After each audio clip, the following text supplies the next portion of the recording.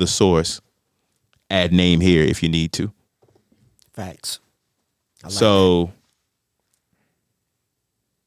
yeah, that. I love. like that, though. Mm-hmm.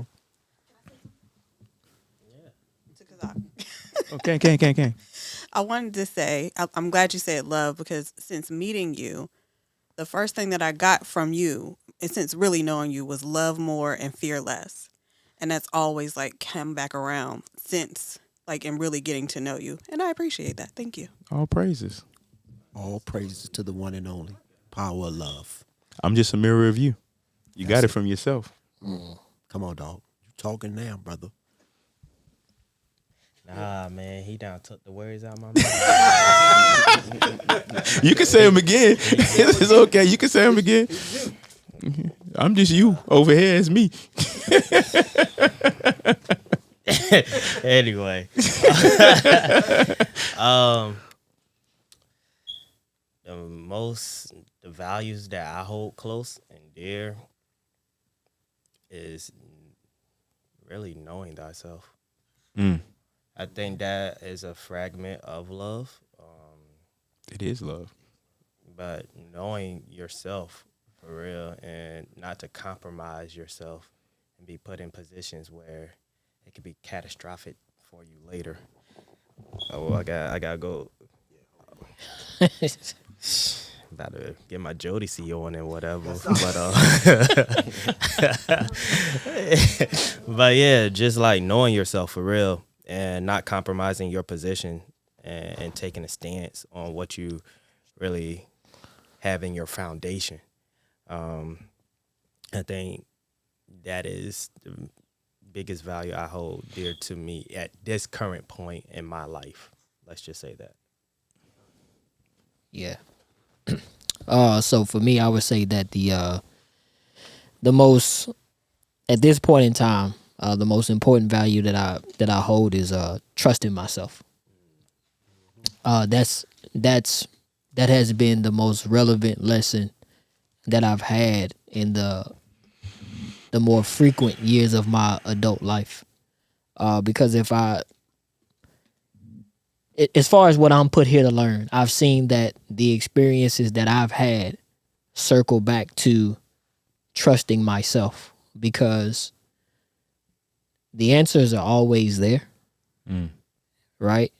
There's that small still voice that is communicating that, right?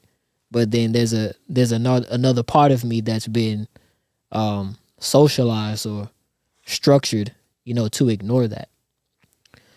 So, I really hold trust in myself, staying loyal to the truth of myself, right? Loving myself.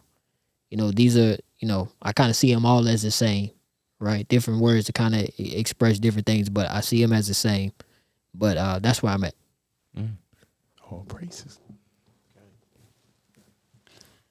What are your goals in life and how do you plan to achieve them with the fourth principle?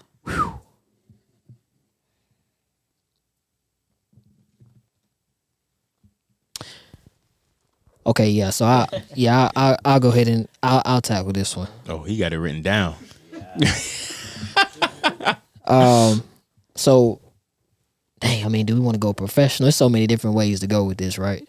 Go where you go. Yeah, I'll just go where I go. But ultimately, my goal is to be an example, and be the best example that I can be in any given scenario. With the profession that I do now, I've done it for just about 20 years now, and I'm wrapping that up. But I have goals to be more involved in the community, right? Be more involved in, if you want to say, public administration, public policy. Those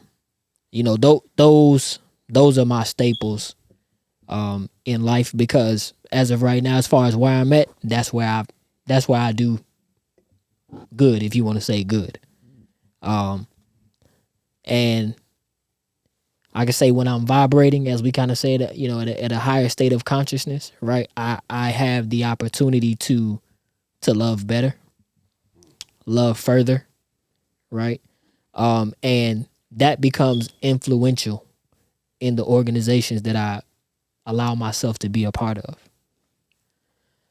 So, I mean, and that's really a condensed version, right? But my primary goal is to be an example.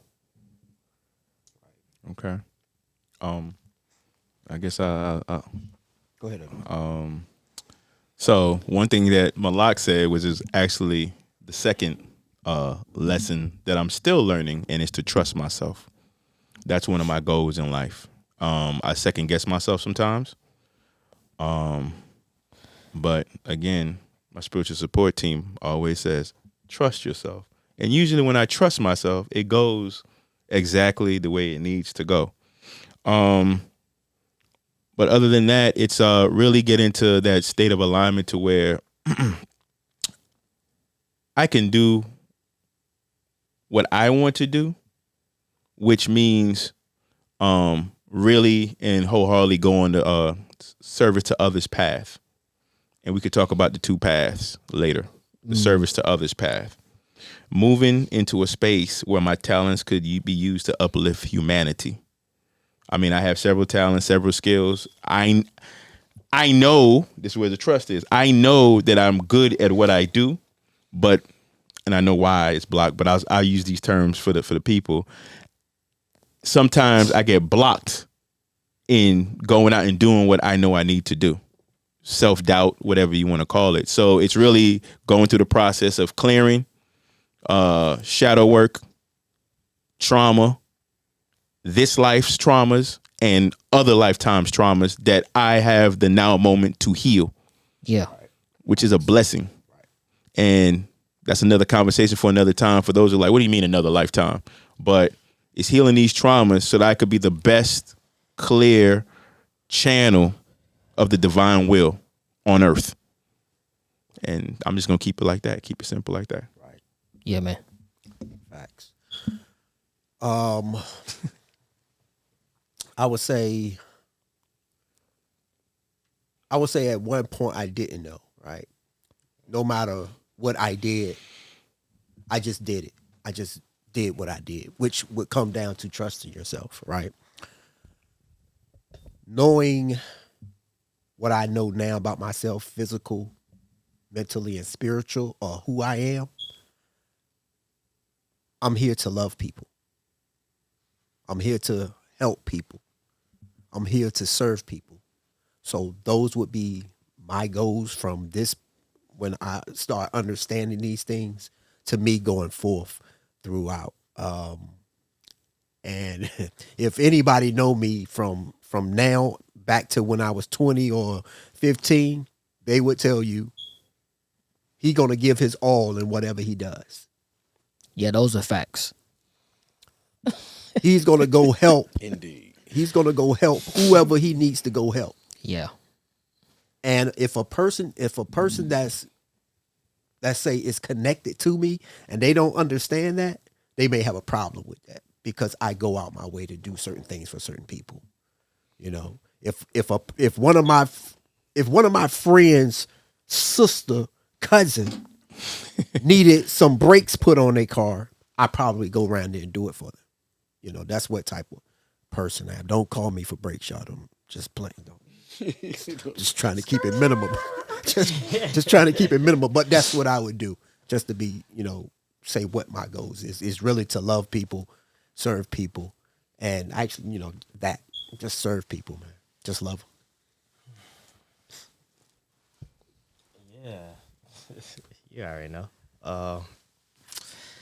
I think my goal or vision for Fourth Principle is to be the embodiment or embody the actual essence of it, something that is very innate. So when somebody comes into contact with me, it's just a different feeling. Somebody automatically questions, like, dang, what's going on? Like, they want to talk to you. they want to be around you, you know. And I think that's the biggest value or goal that I want to achieve. And so far it's been working. You know what I'm saying? You got the pretty face, smell good, you know what I'm saying? That gets them right there, and then you come with the fourth principle, and you got them. I'm just saying. you know it, y'all. You know it. Nah, I just like having fun though. But yeah. Okay, for me, I would say the goal would be to stay in a constant state of learning. To, again, like I said, to always be able to take it to the next level, no matter what it is. The focus behind that is family for me, to constantly keep taking family to the next level. Unfortunately, 2019, I lost my mother, and that was a realization of how important family is, and the bonds, everything, the bonds, the ups, the downs, how important it is to keep those connections. So to keep family connected, to grow with family, and to constantly keep knowing myself or learning myself as it changes, because self changes, Right. you know. So being aware of those changes and why those changes came about is really important, so you don't so-called lose yourself. You know, you stay in tune with your ebbs and tides, you know, your flow. And I would say for me, that's the focus. That's the goal, to be able to recognize those changes when they come. Right. What are some spiritual challenges you faced, and how did you overcome them?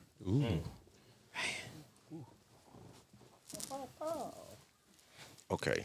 I would start. I would say for me personally, it's by nature I can't adhere. Cause I calls it spiritually bilingual. I think that's the word he put on it. Yes. It's like for me, when you tell me what system you belong to, naturally I make the connections opposed to seeing the differences. And I can't help it. It's just, you know, I can see the Most High everywhere, Right. you know, and I don't have it has made me a lot of friends, but at the same time, it made for a lot of debates and rough conversations. But that started at 7.